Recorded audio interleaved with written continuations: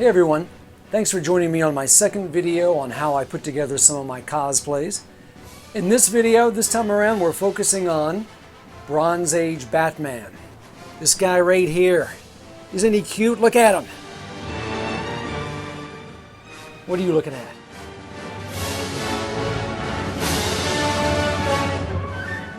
So as you know, if you watched my last video on the making of the Bronze Age Spider-Man cosplay, I grew up in the 70s, so I'm a big 70s fan, and nothing could match the 70s Bronze Age version, artist Neal Adams' version of Batman.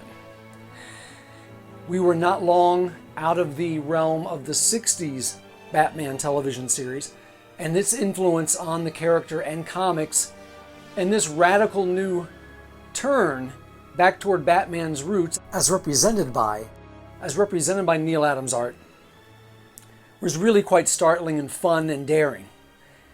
Adams drew Batman a little more muscular, a little taller, just realistic, in a very realistic manner. He drew him almost as if he had a model that was posing in the tights and in the cape and everything. Very dynamic, eye-catching artwork. And it was kind of funny in the 70s being a fan of this Batman and bringing it up with friends, and of course everyone would immediately break out into the Batman theme song, da-da-da-da-da-da. And you're like, no, that's cool, but this is how he is today. There's no Robin. He's not really fighting supervillains. He's drawn this great way. So when I started doing cosplay, this was on my list. And I know the Michael Keaton Batman version. I know the even the more recent cinematic Batman interpretations all owe a great deal to this Neal Adams version. But they're not quite it. I wanted to get the look of the face, that ever growling visage, that always angry kind of attitude. And also the costume, the different utility belt, the longer cape, what he could do with the cape, and all that good stuff. So let's take a look at some of the elements of this cosplay.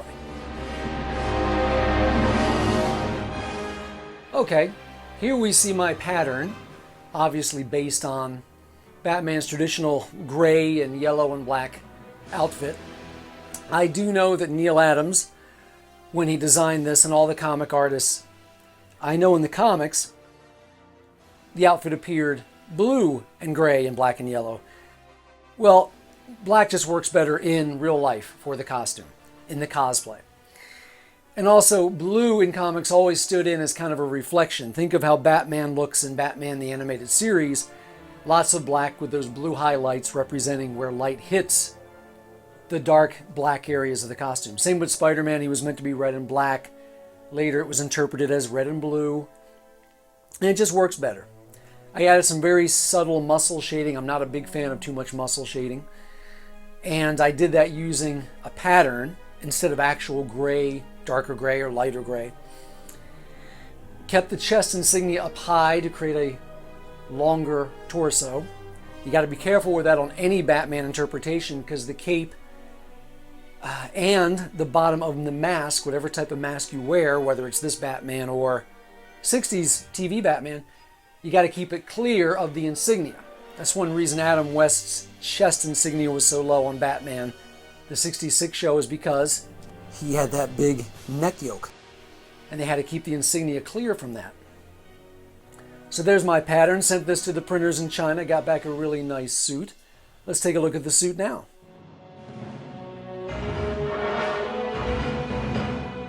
All right, here's the actual suit. Typical spandex lycra material they printed on. You heard me talk about in the last episode how it's hard to get, and you see these on my patterns, how to get things lined up just right, because those patterns are more than just a T shape for the top or an inverted V for the pants or leggings. They tend to add a panel here, which you'll see, near the shoulders and the trapezius muscles. You got to always take that in consideration. There's also a panel before the torso meets the waist. That's kind of different. But you'll see the pattern I put on this for the subtle muscle shading. It's in there. Works pretty good. Pretty basic. Also, something you need to consider if you design your own costumes. These are tight costumes that are going to stretch across your body. You'll notice I kind of made Batman's insignia a little taller vertically so that when it gets stretched across my body horizontally, it stays in the right proportion. You got to take these things in consideration because these things will stretch. But great job on the suit. Colors are just right. I always tend to go, when I get this reprinted, a little darker each time. And like that. Okay, here are the gloves. I had these made by a wonderful local seamstress using my specs and my designs. And these are probably some of the better Batman gloves I've seen. Semi-glossy. The fins stay in place. They're not rigid. But they do the job. Great stuff. The same seamstress made my black trunks and the cape, which you'll see shortly.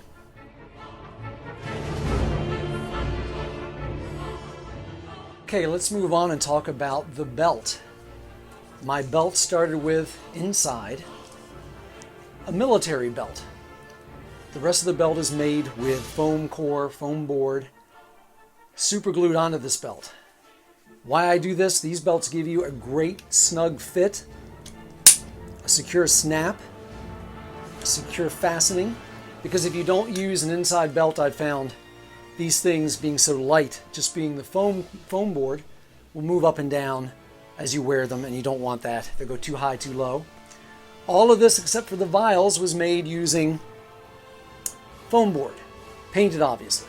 Now the vials, as you will see, I'll put a little graphic up here, they're just little clear medical vials. It took a lot of painting and sanding and cutting.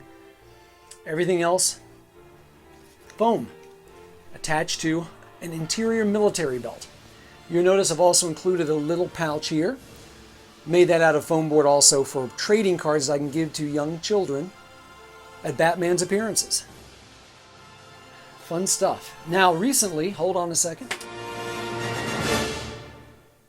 I made a second belt. Again, interior military belt for secure snapping.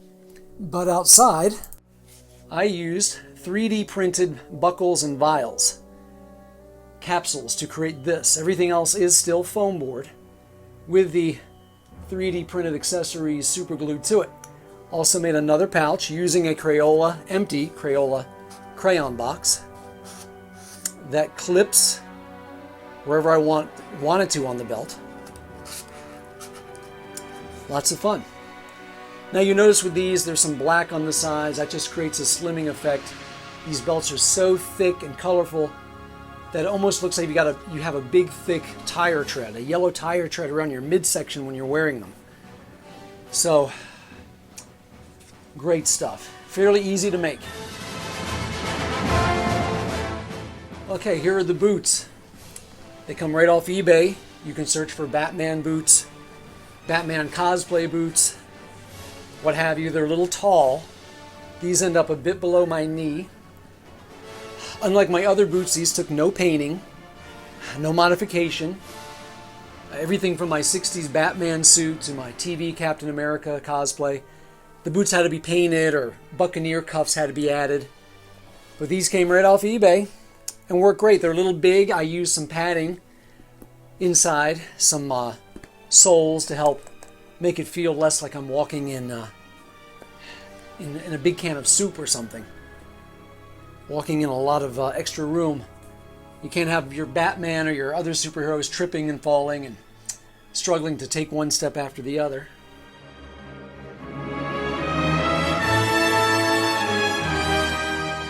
All right, let's talk about the cowl. This is, of course, a tiger stone cowl. I think it's the Batman Rebirth cowl. I'm not up on the new stuff. But it really quite well approximates the 70s snarling, angry Batman. It's a fairly semi-rigid material. You can see it has some give. There's some thicker areas in other places, like near the skull, back of the neck. It's fairly easy to wear, fairly comfortable. Not so easy to get on and off. There's a bit of a learning curve for that. It took me a little while to learn that. For a while I was like, there's no way this is going on my head. And even though I have a bit of a small head, yes, I've got to put a little padding up here to bring it up on my face to get just the right look, which you will see soon. Even though I've got a bit of a small head, this is a struggle to get on and off, but you learn little tips and tricks to make this easier. I used a white mesh to create the white eye look, the opaque eyes that Batman had in the 70s. And you'll see I even did some artistic drawing there to create just the right shape of the eyes using some black ink. So from a distance it really reads well. Very comic booky, very iconic. Yes, it does bow a bit to the Keaton and the live action movies of the 80s and 90s and present day. Alright, enough of this. Let's see if we can call in the Batman.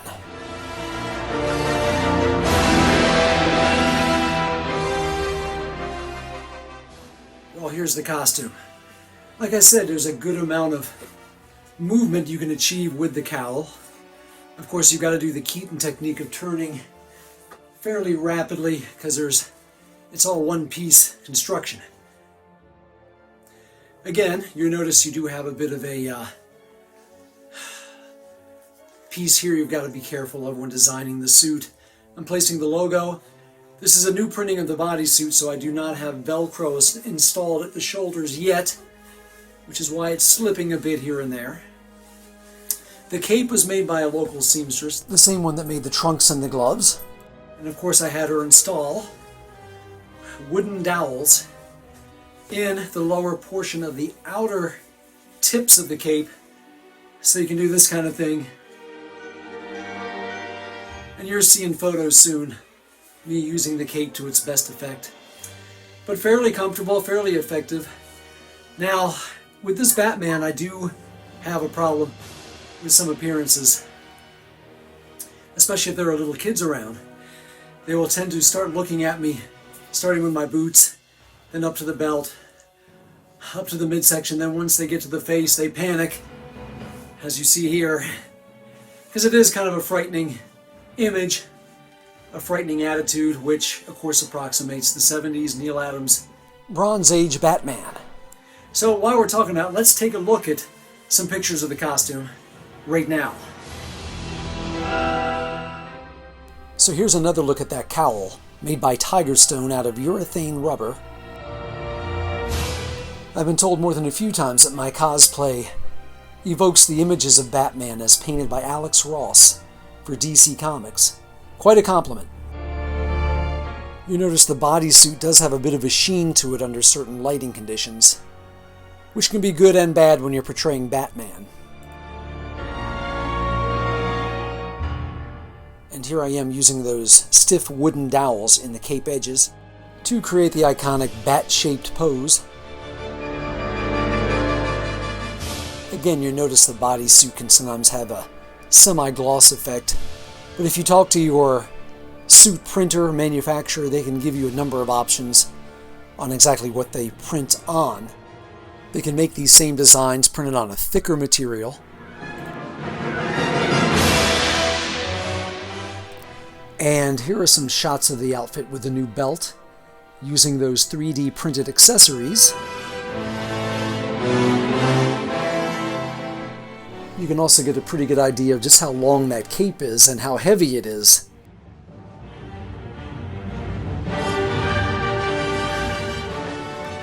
And here's a look at the back of the mask, the cowl.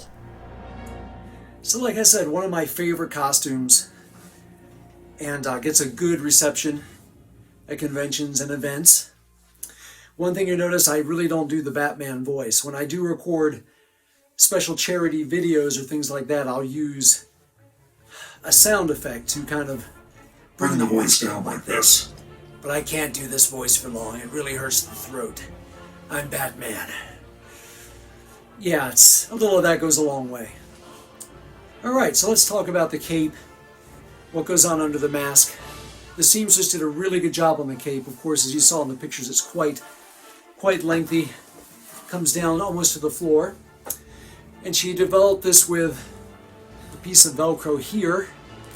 It undoes, revealing 3 snaps that keep it securely snug around the neck. Normally, of course, I got to be careful of the Velcro on my shoulders and within the cape. But you see how thick the neck piece is. We had to do some special designing just to make sure the neck portion of the cape would snap around all this, because it's quite thick, as you can see. Okay, underneath I wear a black balaclava to fill in a little bit of this when it shows under the chin, the neck, and also for comfort. So let's take a look at that, shall we? Bear with me.